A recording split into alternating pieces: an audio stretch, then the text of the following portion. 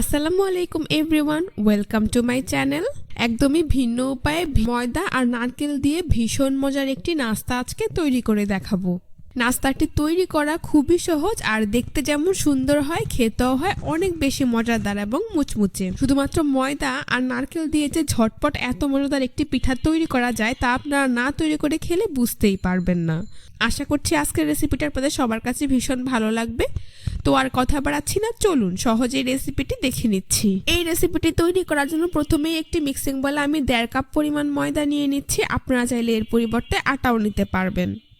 তারপর এর মধ্যে দিয়ে দিচ্ছি 1/2 চা চামচ পরিমাণ লবণ, দিয়ে দিচ্ছি 1 চা চামচ পরিমাণ চিনি, আর এখানে আমি অ্যাড করে দিচ্ছি প্রায় 2 টেবিল চামচ পরিমাণ রান্নার রেগুলার তেল। আপনারা চাইলে এর পরিবর্তে ঘিও অ্যাড করতে পারবেন।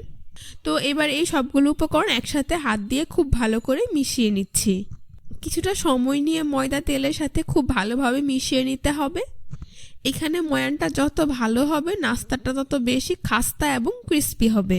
যখন দেখবেন ময়দা এইভাবে হাত দিয়ে মুঠো করলে দলা পেকে যায় তাহলে বুঝতে হবে ময়দা পারফেক্টলি মাখানো হয়ে গিয়েছে। এখন আমি এর মধ্যে অল্প অল্প করে কুসুম গরম পানি অ্যাড করব আর একটি সফট ডো তৈরি করে নেব। আপনারা চাইলে নর্মাল টেম্পারেচারের পানি দিয়েও ডোটা তৈরি করে নিতে পারবেন। তো কুসুম গরম পানি এভাবে অল্প অল্প করে মিশিয়ে আমি একটি ডো তৈরি করে নেব। এইখানে ডোটা নর্মাল রুটির ডোয়ের থেকে কিছুটা নরম করে তৈরি করে নিতে হবে। দেখতেই পাচ্ছেন আমার ডো কিন্তু তৈরি করা হয়ে গিয়েছে। এখন এটাকে আরও কিছুটা সময় নিয়ে মথে নিচ্ছি। তারপর এর উপর সামান্য পরিমাণ তেল মাখিয়ে এটাকে ঢাকনা দিয়ে ঢেকে রেস্টে রেখে দেব 15 থেকে 20 মিনিটের জন্য। এখন চুলায় এরকম একটি প্যান বসিয়ে দিচ্ছি। তার মধ্যে প্রায় 1.5 কাপ পরিমাণ ফ্রেশ নারকেল কোড়ানো দিয়ে দিচ্ছি।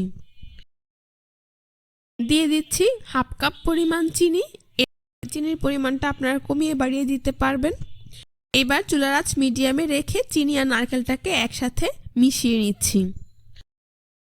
অনবরত নেড়ে চেড়ে এইভাবে মিশিয়ে নিতে হবে, এতে করে নারকেল আর চিনির থেকে অতিরিক্ত অনেকটাই পানি বেরিয়ে আসবে। এই পানিটা শুকিয়ে যাওয়া পর্যন্ত নারকেলটাকে ভেজে নিতে হবে।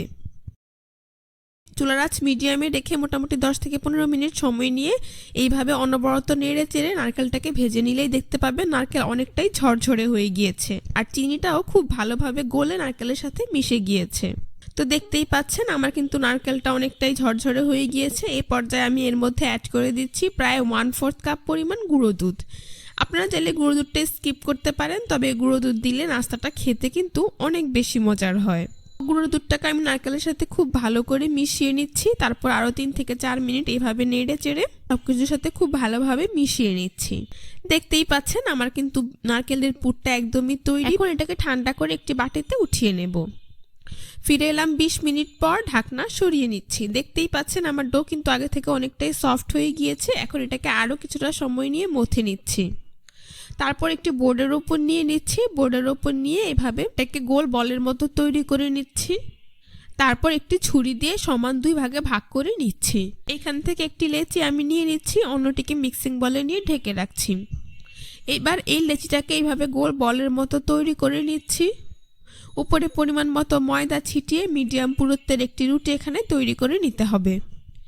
খুব বেশি পাতলা কিংবা অনেকটা ভারী করে এখানে রুটি বেলা যাবে না। নর্মাল রুটির থেকে কিছুটা ভারী করে এখানে রুটিটা তৈরি করে নিতে হবে। দেখতেই পাচ্ছেন আমার রুটি তৈরি করা হয়ে গিয়েছে। এর পুরুত্বটা আপনাদেরকে একটু দেখিয়ে দিচ্ছি। আশা করি আপনারা দেখেই বুঝতে পারছেন। এখন ছুরি দিয়ে এর চারপাশ এইভাবে সমান করে কেটে বর্গাকার শেপ দিয়ে দিচ্ছি। অতিরিক্ত অংশগুলোকে সরিয়ে নিচ্ছি। এগুলো দিয়ে পরবর্তীতে আবার একইভাবে নাস্তা তৈরি করে নেব। এখন ছুরি দিয়ে একইভাবে এর মাঝ বরাবর এইভাবে লম্বা করে কেটে নিচ্ছি। তারপর আড়াআড়ি করে একইভাবে কেটে নিচ্ছি। অর্থাৎ এটাকে আমি সমান 4 ভাগে ভাগ করে নিয়েছি। এইখান থেকে একটি শীট আমি নিয়ে নিচ্ছি। তারপর আঙুল দিয়ে এর চারপাশে সামান্য পরিমাণ পানি লাগিয়ে নিচ্ছি, এতে করে নাস্তাটা সিল করতে সুবিধে হবে। এখন তৈরি করে রাখা নারকেলের পুর থেকে 1 চা চামচ পরিমাণ নারকেলের পুর আমি এর মাঝ বরাবর এখানে দিয়ে দিচ্ছি। তারপর ঠিক এইভাবে 2 পাশ খুব ভালো করে লাগিয়ে নিচ্ছি। সাইডের এই অংশগুলোকে চেপে দিচ্ছি। দেখতেই পাচ্ছেন একটি ত্রিকোণাকার নাস্তার শেপ আমি দিয়ে দিয়েছি। আশা করি আপনারা দেখেই বুঝতে পেরেছেন।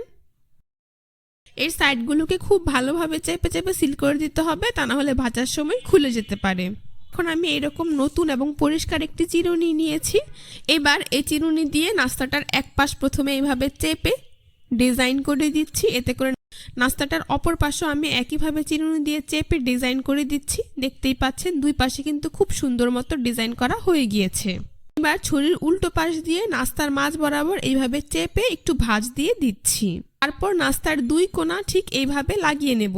এর এক কোণা আমি সামান্য পরিমাণ পানি লাগিয়ে নিচ্ছি, তারপর এইভাবে নাস্তাটির দুই কোণা লাগিয়ে নিচ্ছি। আশা করি আপনারা দেখেই বুঝতে পারছেন এই অংশটাকেও খুব ভালো করে চেপে সিল করে দিতে হবে, তা না হলে ভাজার সময় খুলে যেতে পারে। দেখতেই পাচ্ছেন আমার একটি নাস্তা কিন্তু কত সহজেই তৈরি হয়ে গিয়েছে। এটা দেখতে যেমন সুন্দর হয়েছে, খেতেও কিন্তু হয়েছে অনেক বেশি মজাদার এবং মুচমুচে। তো এটাকে আমি এক সাইডে রেখে দিচ্ছি। এভাবে আমি সবগুলো নাস্তা তৈরি করে নেব। আপনাদের বোঝার সুবিধার্থে আরও একটি নাস্তা তৈরি করে আপনাদেরকে আমি দেখিয়ে দিচ্ছি।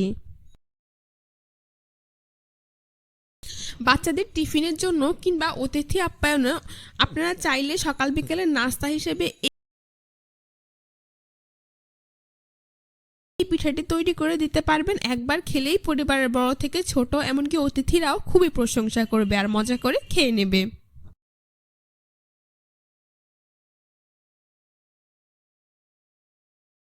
তো দেখতেই পাচ্ছেন আমার কিন্তু আরও একটি নাস্তা কত সহজেই তৈরি করা হয়ে গিয়েছে।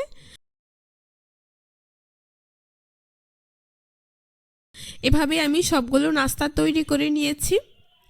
এখন নাস্তাগুলোকে ভেজে নেব। সেই জন্য চুলায় একটি প্যানে পরিমাণ মতো তেল দিয়ে তা মিডিয়াম হিটে গরম করে নিয়েছি।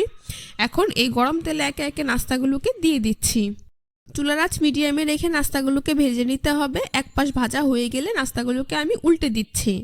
এভাবে কিছুক্ষণ পরপর উল্টে পাল্টে নাস্তাগুলোকে গোল্ডেন ব্রাউন কালার এবং মুচমুচে করে ভেজে নিয়েছি। দেখতেই পাচ্ছেন আমার নাস্তাগুলো ভাজা হয়ে গিয়েছে, খুব সুন্দর কালার চলে এসেছে। এখন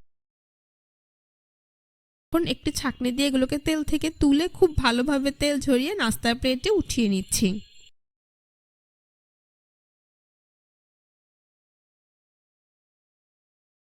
বাকি নাস্তাগুলোকে একইভাবে তেল ঝরিয়ে নাস্তার প্লেটে উঠিয়ে নিচ্ছি।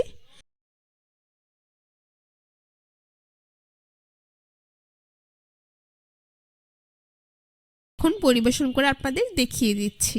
দেখতেই পাচ্ছেন নাস্তাগুলো দেখতে মাশাআল্লাহ কতটা সুন্দর হয়েছে, আর এটা খেতেও কিন্তু হয়েছে অসাধারণ। শীতের বিকেলে অথবা সকালে নাস্তা হিসেবে কিংবা বাচ্চাদের টিফিনের জন্য কোনো রকম ঝামেলা ছাড়াই এই পিঠাটি আপনারা একবার তৈরি করে দিতে পারেন। রেসিপিটি ভালো লেগে থাকলে অবশ্যই আমার চ্যানেলটি সাবস্ক্রাইব করবেন।